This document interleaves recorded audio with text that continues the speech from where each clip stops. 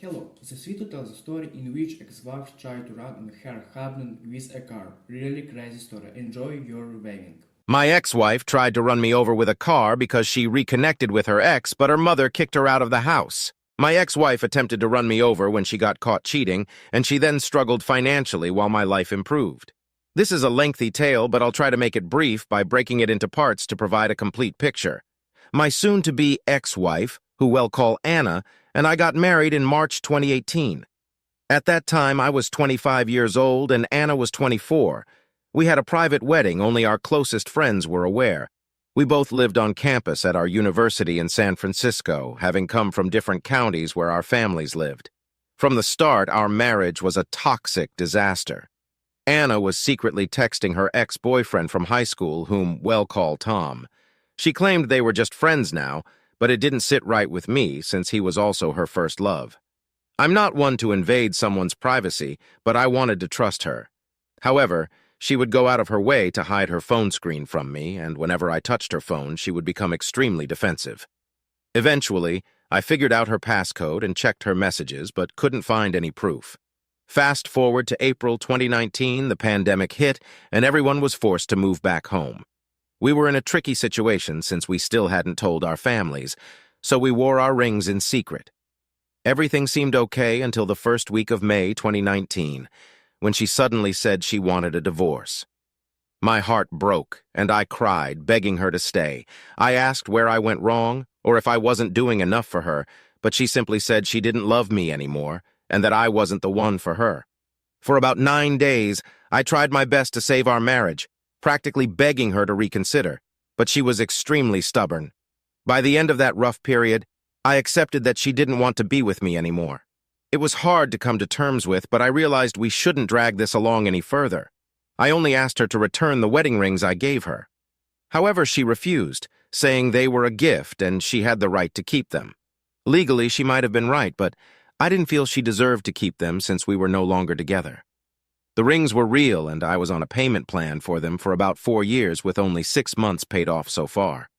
We argued about this over the phone to the point where I hung up and cried in bed. My mother asked what was happening, and I confessed everything to her. She held me and told me everything would be okay. The next day, we went to Anna's home, confronted her mother, and told her the truth. This led to an argument between our mothers, with Anna still upstairs, refusing to see me but texting me, asking why I got our families involved. It was eventually agreed by our mothers that the rings would be given back to me, but on another day. A couple of days later, while at work, I got a call from Anna. She was crying, saying her mother was kicking her out because she got married in secret. She claimed she still loved me and wanted to give our marriage another try, agreeing to cut off Tom, and suggested we move in together as a married couple. Being the lovesick fool I was, I rushed out of work to meet her, and we immediately started looking for apartments in the area. I found us a fairly cheap apartment due to the pandemic, with a move-in date within 8 days. When I got home, I told my parents the news, and my mother was not happy. She warned me that I was making a mistake and needed to reconsider. Rethinking all this, my father was disappointed but stated it was my life and my choice. For the next few days, my friends helped me move things from my place, and I barely talked to my parents during that time. It was heartbreaking for my mother the most, and it hurt me seeing her upset as well. The first day in, I felt like our marriage was finally moving in the right direction, and I was finally feeling the happiness I had before she told me she wanted to divorce me. However, that happiness did not last long. A few weeks after moving in, we got invited out for some drinks, and when we got back home, I went through her phone to find conversations between her and a different ex, who we will call Alex. The messages went back to around the time she asked for a divorce, and this made my legs crumble. She was passed out on the bed, but I woke her up by splashing water on her and started screaming at her. She was confused as she was still tipsy, but I was very furious and yelled at her for over 2 to 3 hours. At one point, I demanded she leave. As she started to come back to her senses, she began swinging at me and chasing me around the apartment, actually punching me a few times and clawing at me. I'm not a violent person at all. I took the abuse and just locked myself in the room to keep her away from me. She started crying and begging me to forgive her, to the point she was on her knees, stating she would do anything to make up for it. We just began arguing and then slowly talking about the situation through the bedroom door. Eventually, we both calmed down and went to bed as it was 4 a.m. when this was happening. I didn't sleep, however, and when 7 a.m. came around, she woke up with only half the memory of what happened overnight. I yelled everything back to her again, but this time she was sober enough to understand what was going on and again pleaded for me to stay. She cried, stating she had nowhere else to go. At that moment, I hated her very much as I felt she stole me from my family, my friends, and my life. From what I saw in the messages, there was nothing that indicated they had done anything physical, at least from what was texted. However, there were conversations with clear intentions, such as her calling Alex and Alex suggesting they should make a video together, which I still considered cheating. After further arguing, I told her as long as she promised nothing happened between her and Alex, I better not see her talking to Alex ever again, or I would leave her. This time she pleaded that nothing ever happened. But during the same conversation, I asked if anything had happened between her and Tom. She paused and said no. It was at that moment that I wanted to investigate further. My gut told me this was only the beginning of what was to come, and that it would turn my world upside down. I'll explain more about this another day. Following my previous post, we are now in May 2021. When I asked if anything happened between her and Tom, she reluctantly responded no in a way that made me suspicious.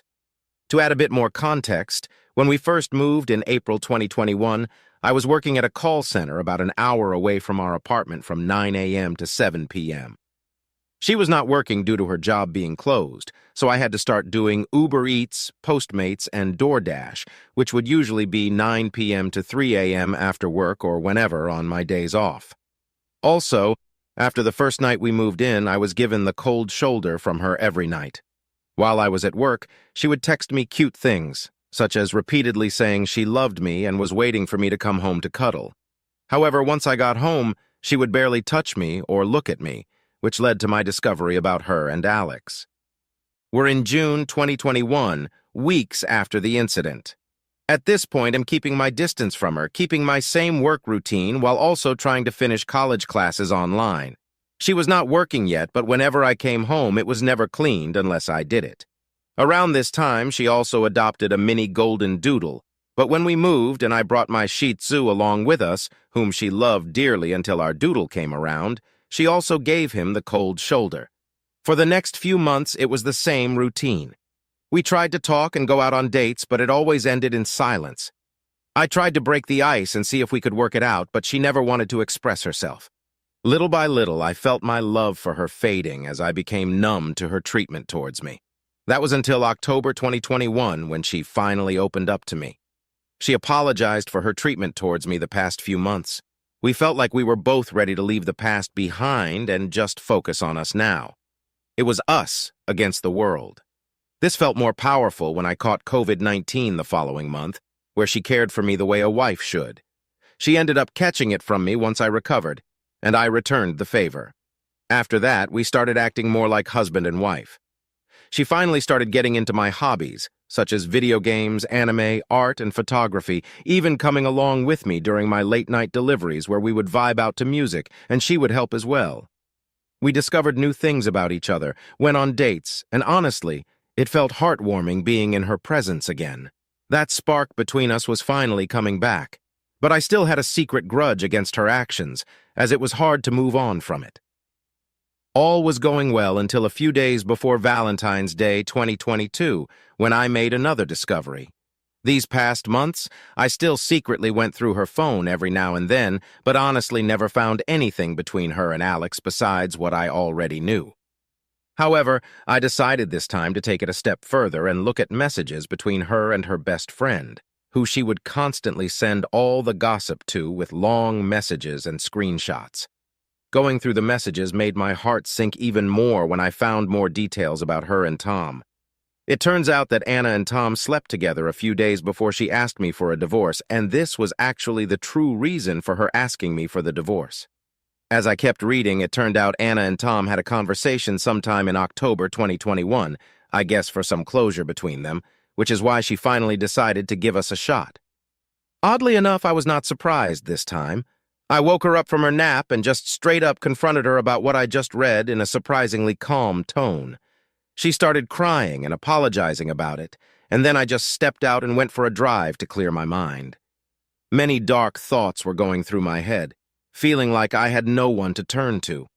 For the next few days, I avoided her actions as much as possible. We still slept in the same bed, but there was no physical touch between us.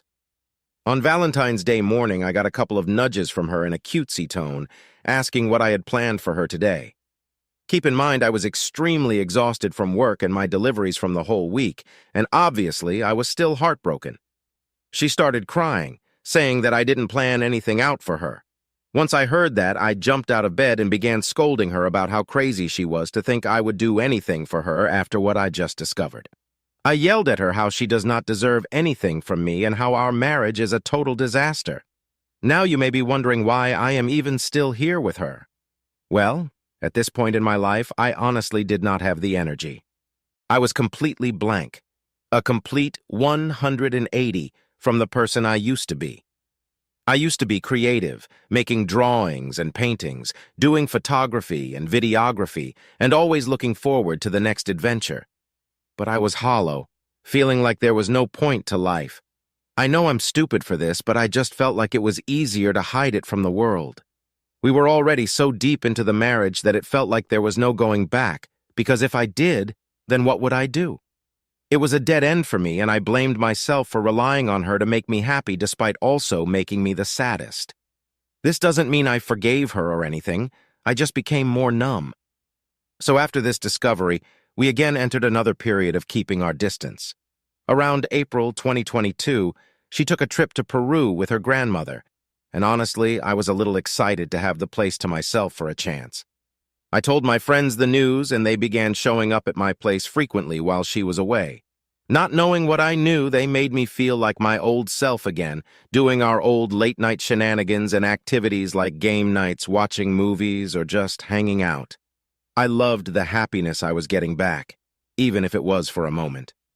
At the same time, the lease on our apartment was up by the end of May 2022, and I'd been speaking to my father about my possibilities. That same month, my mother went up to Chicago to spend time with family members for the remainder of the year, and my dad came up with the idea of letting me and Anna stay at their home while he followed her to Chicago. I agreed, but Anna wasn't so enthusiastic about it.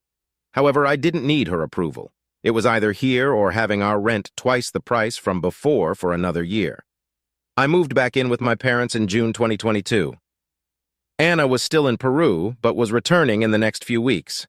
I finally felt at home again, moving back into my old room and seeing the layout that represented my spirited youth. I enjoyed my last few weeks of freedom, but I knew this happiness wasn't going to last forever as Anna finally returned from her trip from Peru. The next part of this story is where things really hit the fan, almost costing me my life. Update 2, so now it's June-July 2022.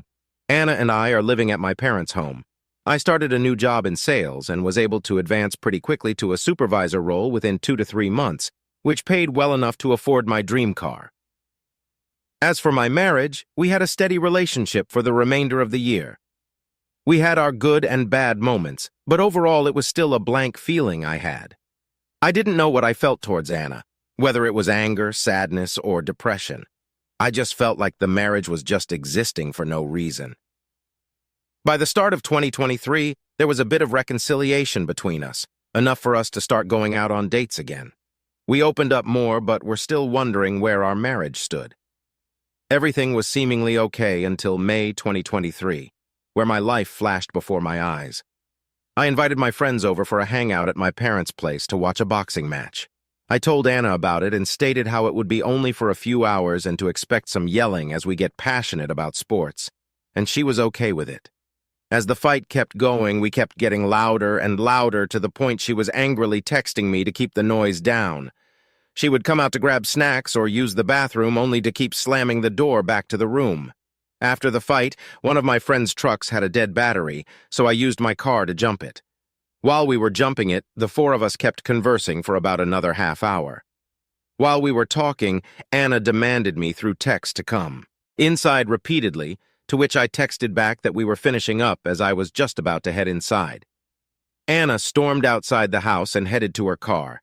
I asked if everything was okay, but she had a very serious look on her face and angrily pushed me aside. Before leaving for Chicago, my dad had installed outdoor solar lights in the front yard. The way Anna's car was positioned, her only way out was through a grass area that had one of these lights. She revved up her car, and before she took off, I tried to stop her from running over the light and asked what was wrong. She paused for about 5 seconds, then stepped hard on the gas and almost ran me over. I jumped out of the way as fast as I could, getting grazed on my knee. She drove off fast, dragging the light beneath her car, scraping the road. I sat on the ground with a surprised look on my face, thinking about how she just almost ran me over. My friends helped me up and asked if I was okay. I just looked at them in shock, and they offered their help. I told them just to go home while I went back inside, shaken up from the moment. I kept calling Anna's phone to see why she did what she did. I went inside our room to find her phone on the ground, unlocked. I went through the phone for the first time in months and found out there were still secrets to uncover about Anna. It turns out Anna actually had a continuous affair for months, ranging from March 2021 to October 2021. I finally felt something in my heart and brain to do what needed to be done a long time ago. It's about 2 a.m., and I was still freaking out about this incident. I repeatedly called my sister, who lives down the road from me, about what just happened but got no response. Anna returned and tried to enter the home, but I managed to lock the door with an additional lock. I sneaked out to the back and drove over to my sister's house while hyperventilating as Anna pursued me. I got to my sister's house, knocking, but as Anna pulled up in the driveway, I began knocking frantically. My sister and her husband finally opened the door, which caused Anna to back off and drive away. I explained the situation to my sister and cried to her about what just happened, and finally opened up about how Anna had cheated on me in the past. It was a hard pill to swallow, but I was ready to finally let this marriage go. I asked her to accompany me back home to make sure Anna didn't try to hurt me again. When we got there, Anna was already packing up her belongings.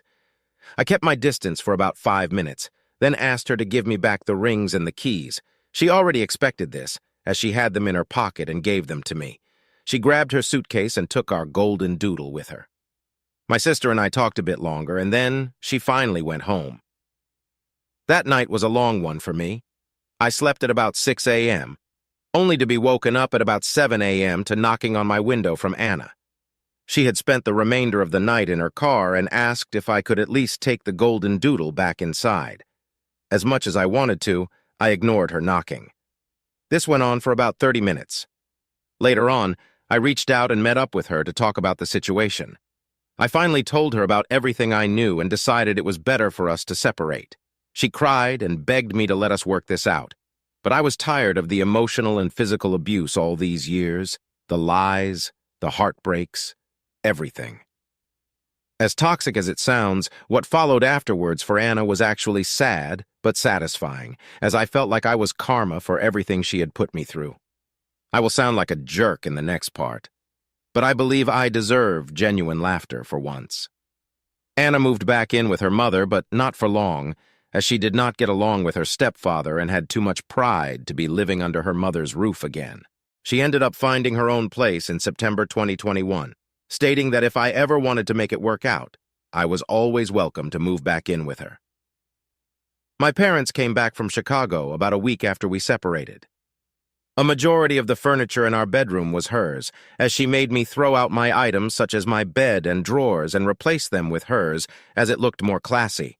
Besides the bedroom, we had a couch, tables, kitchen appliances, etc., all boxed away in another room in the house.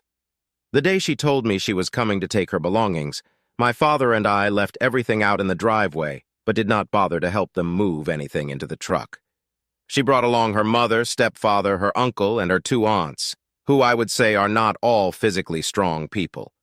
Her grandma was also there to mostly watch but help with little things to move. What took my father and me about 50 minutes to move and maneuver out of the house took them 3 to 4 hours to put in a truck. We peeped through the window having a few drinks and laughed about how they were struggling while they were all talking crap about me and my family. I don't know why they included my family, but then again, they've JJ/Tamara family who talk crap about everyone and everything. When Anna moved into her apartment, she was working a new job she got through her field of study, which paid well by the hour, but didn't get enough hours. She had too much pride to work a second job as she felt like this was below her. Because of this, she struggled to keep up with her rent, electricity, water bill, car payments, insurance, etc. She reached out to me a couple of times asking for money, but I refused to help her as I felt like her financial problems had nothing to do with me. Anna would try to gaslight me into giving her money, saying I shouldn't let her golden doodle suffer along with her, to which I replied that she should go ask her lover for money. I was surprised to learn later on that she told her mother the truth, and her mother took my side and stated she would not be giving her money either. The rest of her family still hated me for not wanting to work it out after she cheated, but their opinions didn't matter because none of them were married themselves. Months went by, and we were still legally married. Anna agreed to go half on the divorce fees, but did not have the money. During these discussions, she admitted she still had hoped for us to work it out, as she still had love for me and believed I still loved her back. Call me stupid, but I did love her back. But I just knew I couldn't keep playing this game anymore. Despite everything she's done to me, it was still hard for me to hate her, as this is someone I grew close to in high school, who helped me when I was at my lowest point in life and made me happier than anyone else ever could. Yet she still managed to break me and made me feel like I will never be good enough for anyone ever again. We still have each other on social media, and even though she claims to be struggling with money, she always seems to be out every weekend at the clubs. This usually ends up with her drunk texting or calling me, stating she was wrong for how she treated me. Whenever I post on my Instagram or Snapchat stories about being out late at night, she's usually the first to see my posts, usually within a minute. She acknowledges that I look happier without her. As of now, I wouldn't say happy, but I do feel like this is freedom. Since moving out, she's gotten into 3 car accidents just a few months apart. We're no longer on the same insurance together, but she still called me asking if I could financially help her, which I refused, and told her she was on her own now. I still had her on my phone plan a few months after, but decided to disconnect her line without letting her know. Once reconnected, she angrily texted me days later about how she lost her number and had to get a new phone because her current phone was still locked with my carrier, and she couldn't call to unlock it since I was the account holder. She called me a jerk, and I couldn't help but laugh about it. I have this ex-girlfriend that I ended things with on good terms. We were friends until Anna and I got married, where she forced me to cut off my friendship with her out of fear that my ex would try to get with me again. We started hanging out again, and when Anna found out, she swore that I only divorced her to get back with my ex. I had no interest in her after the breakup, only seeing her as a friend at this point, even after Anna and I separated. From what I heard from a mutual friend, she tried to get back with Alex, who now has a girlfriend and a child. She also tried again with Tom, who now has a girlfriend. Anna would sometimes reach out to me about how she's still behind on certain bills, barely eating, almost got evicted twice, and can't afford to care for the golden doodle. If I had to guess, she's most likely getting money from her grandmother. We would still text from time to time to figure out a court date or days where I still had to give her some leftover stuff from home. She would always say she would never find a guy like me, and how much she wishes we could try again, and regrets her actions. Part of this made me feel happy for Karma. The other part made me feel sad about how everything led up to this moment. Around March 2023, we went to court to finally file our divorce. While waiting for our turn, she stepped out and bawled her eyes out while I just sat there, not knowing what to think. After about 10 minutes, it was finally our turn, and we began signing away. Ever since then, we just now talk with a few texts once every 1 to 2 weeks, saying what we have left to say. As for myself, I was promoted to manager a month after we separated. I stayed in this position until November 2022, as I was overworked to the point of getting no sleep. I was able to find a better paying job, one that I continue to work for to this day. During the marriage, I gained weight from overeating to help cope with my depression. I've been going back to the gym but need to work on getting a routine. I have big plans with my friends for the summer and myself for later this year. It's now June 2023. I wouldn't say life is perfect, but whenever I'm having a bad day, I think about how Anna's life is basically falling apart now, Ever since we parted ways, it makes me feel like she deserves to feel what I felt for over 6 years. I'm an idiot for thinking this way about her, but at least my life is finally going in the right direction and hopefully continues that way, and she can see how happy I can be without her. Update. This is my last post about this. Just for a few clarifications, I had to cut this section out of part 4 to be able to post it. If there are any other questions, I can try to answer them as well. The history of Anna and me dates back to our high school days. There are more details about how Anna and I first met up to the point where we got married. Looking back on it, we always had a toxic relationship, but that's not to say it was all bad, as we had our great moments as well. As for how our boyfriend-girlfriend relationship went and why I married her, I'll explain that another time if necessary. I appreciate the feedback, both good and bad. Like I said before, I was a dumb fool who thought everything would magically work out. I don't know if I would call this outcome a win for me, but at least I can finally start over now. To the readers that think this is made up, I don't have the time to come up with a story like this. I'm posting my experience as a way for me to get this off my chest. I'm not the best when it comes to expressing myself in person, and Reddit probably isn't the best place to do it, but posting here with other people who had similar experiences made it easier for me. Thanks for still actually reading all these long posts. Sadly, this isn't my first rodeo. There's a relationship I had before this that broke me and made me who I am today. Sounds dramatic, but that's the best way to put it. I'm open to talking about it one day. Update today, I'm going to court to meet up with my wife, who we're calling Anna. She texted me Monday, June 26th, to remind me we have court today, June 30th. Yesterday she gave me one more reminder and also asked for a few things I still had left from her. I asked for some things as well. We still have each other on social media where we still see each other's stories. I don't snoop or anything. I just happen to see it when I'm seeing other stories. I suppose she has a sort of new boyfriend now, or at least is working up to it, as she's been posting text messages between her and the same guy. I don't think it's to get me jealous or anything, but knowing her, she likes the attention from other people as she did the same thing when her and I were becoming a thing. But I don't feel any jealousy or hate towards her. I'm actually relieved she's moving on. The way I see it, someone else is taking over my old problems. They have no idea what type of hell they're getting into. All I can say is good luck, they're going to need it. As for court, I actually feel excited about it. I can continue to move on with my life and she can finally be out of the picture. She stated that even after the divorce, we can still be friends, mostly because of the golden doodle we have together. Despite me loving that dog, I have to let this all go. After we finalize everything, I will block her on everything so I don't have to see or hear about her again. As for myself, I haven't tried to meet anyone new. I don't really have it in me to try again. The main thing holding me back is the trust issues and my own insecurities. Usually, when I've been in a relationship, it's always been the female that made the first move on me, including Anna. I should really change that, though, but for right now, my main focus is work and bills that I'm close to paying off. One of my friends is now training me at the gym. So far, I've lost 10 pounds.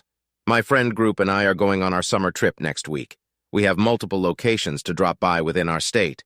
So yeah, life is good so far, and I'll try to update how the court went afterwards. Update. Sorry for the late update. I've been working overtime like crazy, but today I have time. On Friday, June 30th, we get to the courthouse and wait for our turn with a clerk. After about 3 minutes, we get called, and there's only one chair for us to sit down. I take the chair for myself, and even though I'm not looking at her, I can feel Anna staring at me hard. She says, "Can I at least sit down?" To which I respond, then grab a chair, and she just says, "Whatever," and stands up. We explain the reason for the divorce. We're not fighting for anything, just simply separating. A couple of times, the lady had to walk back and forth or type something in the computer. During those moments, she would say little remarks like she can't wait to get rid of me, that it was me who trapped her into a marriage, and that I never satisfied her, etc. Not to sound crappy, but I know she was saying most of that stuff to mask what she really felt. I know this because she followed up by saying she hopes I have fun with my ex, who we're still friends with. But like I said before, I have no interest in her, but Anna swears I'm in love with her. While we kept going back and forth, the clerk was trying so hard not to laugh. We pay the fee, and now we just have one more court date in 1 to 2 months. It was raining when we walked out, so we still discussed a few things. The main thing she asked was if I could watch our golden doodle in August while she goes on a trip out of the country. I said it's not possible for me, and she followed up that I'm a deadbeat dog dad and that I will never see him again and left. Here's the kicker. Yesterday, Anna asked if I could watch the golden doodle for today, to which I can't because I work today, even though it's the 4th of July and also today is her birthday. She won't be getting a happy birthday from me, though. Also, her family does not celebrate birthdays, especially her mother and stepfather because they're both JWs. Her only real option is her best friend, who's most likely going to do something with her boyfriend rather than Anna. So yeah, now I'm at work waiting 2 more days before vacation. Nothing really different going on from the last update. Hello, it's a really interesting story. What do you think? Likes and subscribe to this channel on Instagram and Discord. Bye bye.